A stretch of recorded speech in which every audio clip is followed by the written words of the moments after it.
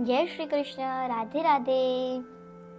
आज फिर से आप सबका मेरी चैनल मैत्री किशोरी जी में स्वागत है। आज मैं आपको एक ऐसे त्योहार के बारे में बताने वाली हूँ कि जो आपको बहुत फलदायी है। अक्षय तृतीया। यह वैशाख मास की शुक्ल पक्ष की तृतीया तिथि को आती है। कहा जाता है कि वेद के समान कोई शास्त्र नहीं है, सत्युग के समान कोई युग नहीं है, वैशाख के समान कोई मास नहीं है, ऐसे ही गंगा के समान कोई तीर्थ नहीं है और अक्षय तृतीया के समान कोई तिथि नहीं है। इस दिन आप जो भी शुभ कार्य करोगे उसका आपको अक्षय गुना फल मिलेगा।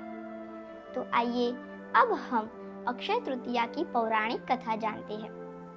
वैसे तो अक्षय तृतीया की कई सारी कथाएं हैं, लेकिन जो प्रचलित कथा है वो मैं आपको सुनाऊंगी। तो अब जानते हैं। अब आप सब सुदामा जी को तो जानते ही हैं, जो भगवान के परम मित्र है।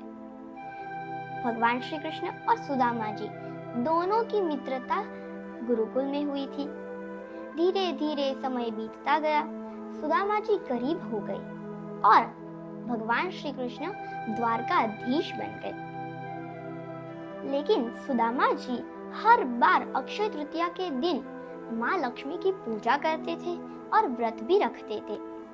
इसीलिए एक दिन वे अपनी पत्नी के कहे अनुसार द्वारका जाते हैं, अपने मित्र श्री कृष्ण से मिलते हैं और भगवान उनको अक्षय तृतीया का फल प्रदान करते हैं। उनको द्वारका जैसा ही बहुत बड़ा महल प्रदान करते हैं। तो यहाँ से पहली कथा समाप्त होती है। अब जानते हैं दूसरी कथा। एक बार महोदय नामक एक गरीब आदमी था।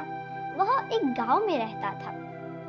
लेकिन एक दिन उसे एक पंडित के द्वारा अक्षय तृतीया के बारे में पता चला। तब से वह हर अक्षय तृतीया को माता लक्ष्मी की पूजा करता था और साथ ही व्रत भी रखता था। एक दिन वह रात ही रात राजा बन जाता है। उसका सारा खजाना हीरो और गहनों से भरा रहता था। एक दिन बहुत सारे राजाओं ने आकर उससे पूछा कि तुमने ऐसा कौन सा कार्य किया था कि तुम रात ही रात एक गरीब से एक इतने बड़े राजा बन गए। तब उसने अक्षय तृतीया के बारे में कहा सबको और फिर सारे राजाओं ने अक्षय तृतीया का व्रत किया। अब मैं माता लक्ष्मी को प्रार्थना करती हूँ कि आप जैसे अपने महोदय को गरीब से एक राजा बना दिया, ऐसे ही आप अपनी कृपा सब पर कीजिए। ऐसी ही मेरी प्रार्थना रहेगी। आपको मेरा वीडियो पसंद आए तो कमेंट में जय श्री कृष्ण जरूर लिखें। जय श्री कृष्ण।